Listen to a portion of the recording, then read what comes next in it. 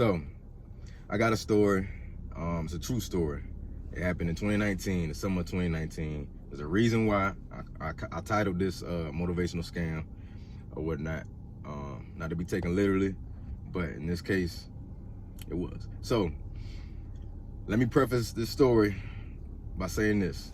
Why am I saying it now? At the time, it took me a long time to get over it. It took me a long time to like really get all the ill feelings I had out. And this person in particular, somebody that I looked up to at the time. So it really hit me heavy. So anyway, the story starts the spring of 2019. I was on YouTube or whatnot, and I was listening to some of the motivational content I used to always listen to, every morning. And so, and anybody who's ever like been on YouTube and watched any motivational montage type of videos, you've seen them, or excuse me, you've heard him. He's all in there. So, not to give away who I'm talking about, because I'm not leaving any names. I'm not, first and foremost, I'm not dropping any names. So anyway, yeah, the situation was I reached out to this person on Instagram just on some, yo, I see what you're doing, bro. Like, you're making an impact. You know what I'm saying? You're going to these schools, you talking to the youth, and you're trying to, you know what I'm saying, do your part to help them out. I respected that. So you know, fast forward, he actually replied. You know, I was surprised, beyond surprised. I didn't expect him to reply or anything like that, just because of how many followers he had. So we conversing back and forth, and mind you, at the time, I'm just kind of like in a state of bliss of like, yo, I can't believe, like, I don't know, it was just mind-boggling for me. So, and mind you, at the time, anybody who knows me knows that that's what I was trying to do. You know what I'm saying? Like, that's what I wanted to do. I hated the negative stereotypes and cliches they have for motivational speakers, but it just was what it was, is what it is. But anyway, so, you know, we conversing back and forth, and I was like, hell, you know, I need a mentor. You know, I'm conversing with you, and you pretty much doing at a higher level than I am anyway. You're doing something that I want to do, you feel me? And I'm trying to, like, yeah, learn as much as I can and get as much information that I can use for myself to move forward. So he kind of took me up on my offer as far as mentorship, but he told me though, like, it was gonna be like an initial consultation call. So I was like, all right, that's fine, you know, whatever. He said it was gonna be $150. That was the first red flag. I was like, damn. All right, I mean, shit, whatever. I'm gonna try to keep my profanity to a minimum. So I was like, all right, whatever. So we get on the call, we get on FaceTime. Mind you, I'm ecstatic at this point. Like, I'm meeting somebody. Like, anybody can, like, if you look up to a singer, a ball player, a physician, I don't care. I don't give a damn what it is. Like, that's just what it was for me. So, yeah, like, you know, we got on the call, and I was just, you know, asking questions and trying to see how he got to this point. Because in my mind, I'm like, hell, you doing good, you know. Mind you, listen, can be very deceiving. And so, it's the first lesson, though. So, after you know, we kind of like break the ice and all that, the call's going on, and we kind of hitting it off, and like, you know, I was like, yo, shit, you know, you cool people, whatever. And he was like, yo, man, we can do an event together. You know what I'm saying? To help kind of like, you know, help your career or whatnot. If you really want to be a speaker and all this and that, we could do an event to eliminate, or excuse me, try to limit, you know, some of these neighborhood shootings or whatnot. And yeah, everybody know how that goes anyway. But like, which I thought was a great idea, mind you.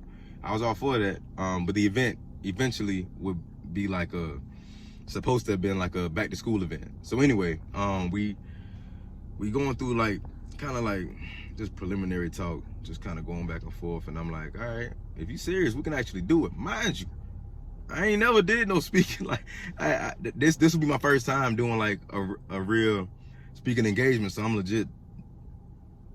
Mind you, I'm gonna step up, but yeah, it's gonna be my first one. So anyway, he knew that. So moving forward, we're actually in the planning phases of this event. things are, you know, they're rolling. Mind you, I'm working my job, so I'm just like, all right, when I get off work, you know, I only have a little bit of time, like a very, very thin window to be able to like do all the necessary means for any type of marketing, any type of like just preparations for all of that. You know, you want food trucks, and he's saying he wants just the whole nine. And for anybody who's already planned events in the past, that's easy. That's a cakewalk. You just like, all right, we're gonna do this, we're gonna do that, we're gonna call this person. I ain't never been that guy, you know what I'm saying? I never did that. On top of that, the people who know me know I've never been like that guy, like the popular guy, you feel me? Which I don't care. But in this case, as far as marketing, yeah, it helped.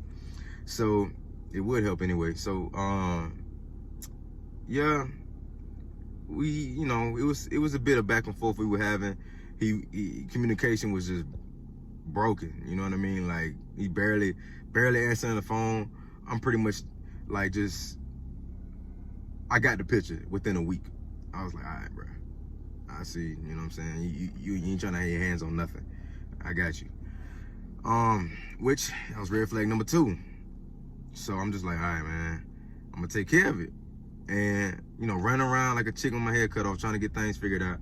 And so upon, I want to say, maybe the 3rd or 4th week, that's when things start getting really rocky. You know, I'm telling them, like, look, I'm struggling, trying to get these sponsors and all this and that. You saying we need, brother, I need help. You feel me? Like, I need help, point blank. Like, you talking about, you know, you get paid 20 grand from this speaking engagement, and the hell we talking about then, brother? I'm over here delivering boxes. You feel me? Like, bruh. So anyway, we going back and forth about that. In the back of my head, I'm just like, this ain't gonna work out well. Now, I'm doing my best not to show it though, because I'm trying to keep the energy good. I'm trying to keep that optimism high, and just be like, nah, we just gonna plow through this, all this resistance right here. We're just gonna plow through this, get this event done, and it'd be a done deal. You know what I'm saying? It ain't about neither one of us. You feel me? It's supposed to be about the kids. It's supposed to be about just building off of that as well. You know what I'm saying? Down the road. So I'm frantically like just searching for sponsors, trying to get things nailed down. And so, mind you, I'm a preacher's kid, a PK, whatever, and my disposition towards church had a lot to do with this event. My current disposition, that is. And you know, support was just very, very minimal to none. And so and I'm not speaking on one specific person, I mean collectively. And so just so nobody feels singled out, collectively. So yeah, it was a rough time. So going into it, you fast forward, we set up a visit, a time for him to come down. We was gonna meet for the first time. He was gonna, you know, come to Rock Hill and see everything he's gonna be dealing with as far as the event. And so that was a hassle. That was another red flag. He was under the assumption that I was gonna take care of every dime of his traveling expenses. Brother, you just told me you made 20 grand. The hell are we talking about? Now, I get it. I'm reasonable. You feel me? I'm reasonable. So I looked out, paid for the room, paid for the gas. Hell, like, I paid for everything but his food. I put it like that. The thing that threw me off though, not to get ahead of myself, it was another red flag that came up. Now mind you, I don't know what, you know, pops in somebody's head when they think of motivational speakers, but for me, I think about somebody who is not doing the shit that I used to, or doing, you know what I'm saying? Like, you don't do certain things because you trying to, it ain't about upholding an image. It's more so about just setting an example and executing on that example. You know what I'm saying? So if you asking me, you know what I'm saying, where this is at, where that's at, I'm not gonna get into detail. Anybody who know, you know what I'm saying? If you traveling, now mind you, anybody know me know that I smoke. However, brother, you put on an image as if you was this, that, and the third. So for me, I'm like, first of all, right, I don't know you. So you can't be asking me those type of questions. You know what I'm saying? No, I don't know what, no, I don't know, no, bro. So it was a little, you know what I'm saying, a little bit of tension as far as that. And so the day passed, we go over, mind you, this is his visit. Anybody who kind of lost what I'm saying, this is his visit down to Rock Hill. So we're going down to these different spots, you know what I'm saying, the barber shops, all these different places, trying to do promo and, you know, passing out flyers with both of our faces on it. So we going to all the barber shops everybody know on Rock Hill and Full Mill, and he was like marketing this as his, like telling people that it was his event. And man, you talk about somebody who was just like, all right, I'm going to ignore this part for the, you know what I'm saying, the bigger picture of the event. But we're gonna have to have a little sidebar though at some point. So we did eventually after we left these various barbershops, and I told him, I was like, it's your event, huh? You know what I'm saying? And we kind of, you know, going back and forth, but we came to an understanding of like how we're gonna market this pretty much moving forward. So fast forward again, we're over at the church, Sunday service. I wasn't playing the drums at the time, so I was just kind of sitting in the audience. At this point, I'm not gonna lie, I was kind of sick of him. Yeah, I was just like, bruh, you're not really what I thought you was, bruh. You really ain't hitting on shit. Like, you know what I'm saying? Like, I was, you know, but so everybody else is just like gawking, and like as he's talking about his YouTube views and how he gets paid this, that, and the third to speak, like they let him go up there and speak, and he, you know, as ostentatious as they get, you feel me? And I'm just like, this is crazy. So, you know, the service is over, and everybody's kind of mingling and whatnot after church, and as they normally would. And so, pre-COVID, of course. And so, he legit is outside talking to some people, and don't you know, within a couple seconds, these people done formed a semicircle. I say, damn. The hell going on? I look and I was like, this fool over there talking here. So anyway, man, fast forward. I just like, all right, let's just plow ahead here, man. So we just you know, trying to get things squared away. He's trying to reassure me that he has my back with the event, that he's not gonna leave me hanging, and he's gonna, yeah, we're gonna make this a hell of an event. And I'm like, let's do it. All right, you know. So a lot of the reservations I had was just kind of like, you know, a little ease at the moment, just for the moment. But when he got back to Atlanta, oh, I didn't hear from him for another week and a half to 2 weeks, which at that point, I was already nailing down the sponsors and everything else. So, man, you talk about somebody livid. Man, like, oh, let me not forget. I can't go into detail about this part, but there was a situation where the boys had to get involved, and I'm not gonna get into the detail, but it could have went really bad. And this was the last night that he was there. It could have went really bad, but fortunately they smoothed itself over. I literally had to pay for the fine, had to pay for everything just to make sure that nobody else had anything come back on them. Cause I knew I was straight for the most part. Anyway, it was a situation. So, he got back to Atlanta, you know, fast forward a few weeks. At this point, it's like a month left until the event. And when I say nobody, I felt like, I mean, look, I felt like I was on an island. I'm not gonna lie. Like I was, and people, even on social media, probably could tell, like, even looking back at that time, like, man, I was looking rough. Like, I wasn't even going to the barbershop, man. Like, I was just like, I mean, I look rough now, but like I was legit, like, not even paying for the haircuts. Cause I was like, nah, this bread right here, I got to put towards this event. And like, I put so much money and time and energy into this event that it crushed me that it didn't happen. And so, when it didn't happen, that was my call. I made the call and was like, you know what?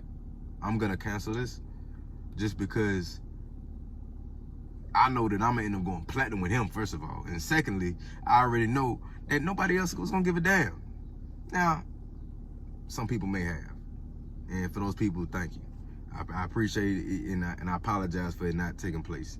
It really should have, because it was much bigger than any one person or 2 or 3 people. It was about the kids. So anyway, my whole point of this story was, and trying to piggyback off of the tail end of the story, upon me canceling the event, and I still have the messages in my phone and everything, like, this brother was ecstatic. He was ecstatic about, like, you know, and I could just tell. Like, he was like, oh, like, man, thank God. Like, there was, like, I was worried, man, because I wasn't sure how this event was gonna go. You know, let me not forget. Oh, my bad. I had to check that real quick. Let me not forget though.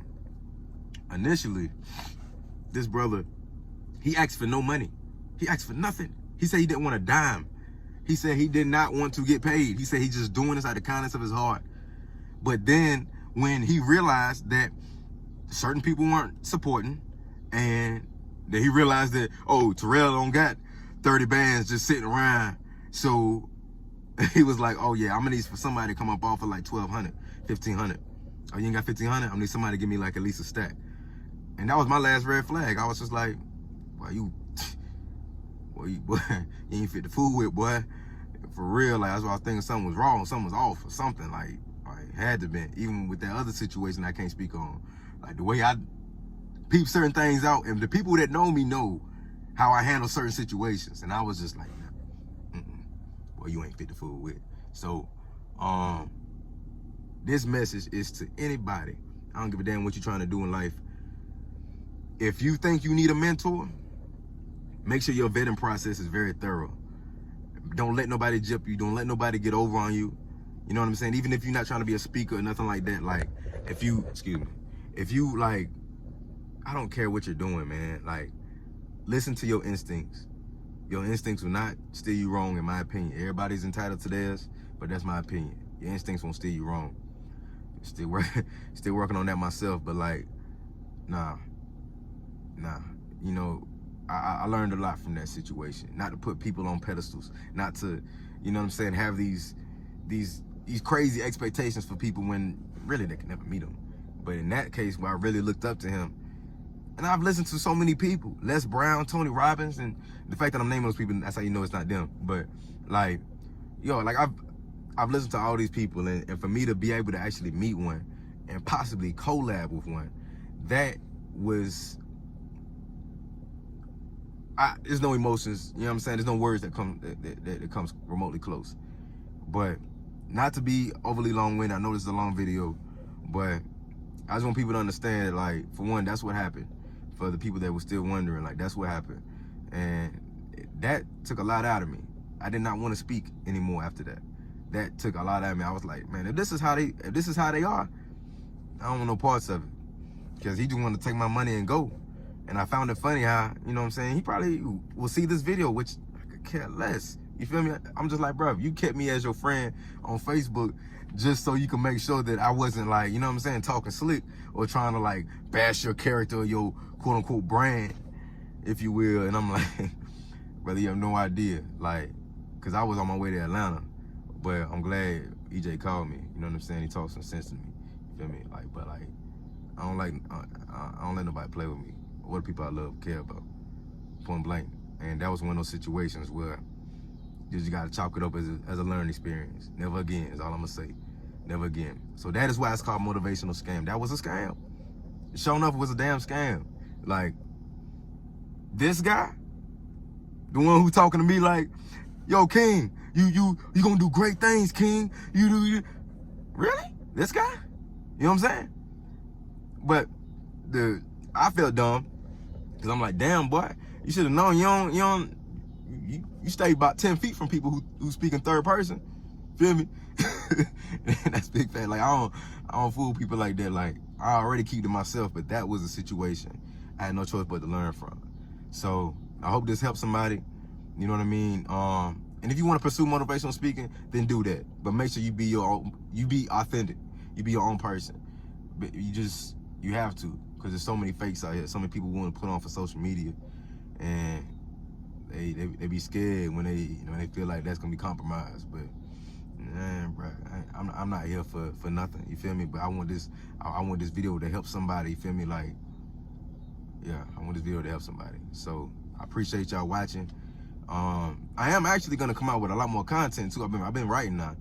I just ain't been recording no videos for him. So like, as far as poetry, I'm gonna definitely keep that going. And a thank you to anybody who's, for whatever reason, still been listening to him. I ain't gonna say for whatever reason, because obviously, like, I think it's dope, but like, I was surprised that anybody still was listening. 12 rounds did a lot better than I thought it would. But that's it, man. Y'all take care, and I'll catch you on the next video.